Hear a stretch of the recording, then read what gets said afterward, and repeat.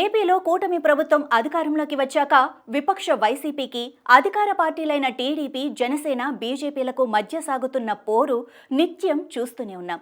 YCP versus కూటమిగా సాగుతున్న AP రాజకీయాల్లో ఆసక్తికరమైన సన్నివేశం చోటు చేసుకుంది. ఘోర ఓటమి తర్వాత అధికార టీడీపీతో కలిసి పోరాడేందుకు వైసీపీ సిద్ధమైంది. రాష్ట్ర భవిష్యత్ దృష్ట్యా కలిసి పోరాడతామన్న వైసీపీని టీడీపీ కలుపుకొని పోతుందా?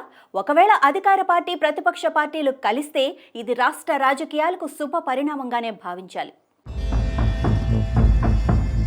లోక్సభలో రాష్ట్రపతి ప్రసంగంపై ధన్యవాదాల తీర్మానంపై చర్చ జరుగుతుండగా వైసీపీ తరపున చర్చలో మాట్లాడిన ఎంపీ మిథున్ రెడ్డి పోలవరం ప్రాజెక్టు ఎత్తు తగ్గించవద్దంటూ కేంద్రాన్ని వేడుకున్నారు. ఒరిజినల్గా పోలవరం ప్రాజెక్టు సామర్థ్యం 194 టీఎంసీలని, 7.5 లక్షల ఎకరాలకు నీరు అందేలా దీన్ని డిజైన్ చేశారని గుర్తు చేశారు. ఇరిగేషన్తో పాటు తాగునీటి కోసం ఉపయోగించాలనేది దీని ముఖ్య ఉద్దేశమన్నారు. కానీ 41.15 మీటర్లకు ప్రాజెక్టును తగ్గిస్తూ బడ్జెట్లో ప్రతిపాదనలు పెట్టారని మిథున్ రెడ్డి అభ్యంతరం తెలిపారు. దీనివల్ల పోలవరం కెపాసిటీ 194 నుంచి 115 టీఎంసీలకు పడిపోతుందన్నారు. ఇది రైతులకు, రాష్ట్రానికి తీరని అన్యాయమని, ఈ అన్యాయాన్ని ఎదిరించేందుకు టీడీపీ ఎంపీలతో కలిసి పోరాటానికి సిద్ధమని మిథున్ రెడ్డి స్పష్టం చేశారు.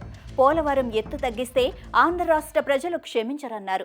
115 టీఎంసీలకు పోలవరాన్ని తగ్గించడం వల్ల కేవలం 3.2 లక్షల ఎకరాలకు నీరు అందుతుందన్నారు. ఇప్పటికే ఏపీకి ప్రత్యేక హోదా ఇవ్వలేదని, ఇప్పుడు పోలవరం కెపాసిటీని తగ్గించారని మిథున్ రెడ్డి కేంద్రంపై విరుచుకుపడ్డారు. విభజన చట్టం మేరకు ఒరిజినల్గా ఉన్న పోలవరం సామర్థ్యాన్ని కొనసాగించాలని కోరారు. కెపాసిటీ తగ్గిస్తే బనకచెర్లకు నీరెలా అందుతుందని, రాయలసీమకు నీరెలా ఇస్తారని ప్రశ్నించారు. And in the AP Reorganization Act, Polavaram project has been promised to us as a national project. So originally the project was designed at 194 TMC and it was designed to cater to 7.2 lakh acres for irrigation and also drinking water needs. But in the recent budget speech, we have seen that the project has been, the storage has been restricted to 41.15 MDDL drawdown level, which means that the capacity of Polavaram project will reduce from 194 TMC to 115 TMC, sir. This is a big setback for our farmers, big setback for our state, and we demand that the Polavaram project should be constructed as promised by the central government, as given in the AP Reorganization Act. It should not be reduced in capacity, sir. It's a big hit.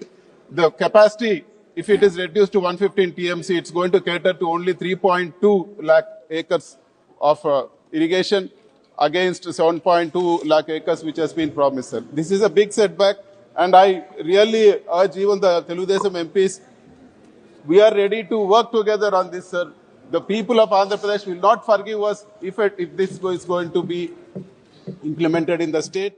మరోవైపు AP ప్రభుత్వ పాఠశాలల్లో English medium మెల్లగా రద్దు చేస్తున్నారని, English చదివితేనే విదేశాల్లో corporate కంపెనీల్లో ఉద్యోగాలు దొరికే పరిస్థితి ఉందని మిథున్ రెడ్డి తెలిపారు. ఇంగ్లీష్ మీడియంతో పాటు తెలుగు కొనసాగించాలన్నారు.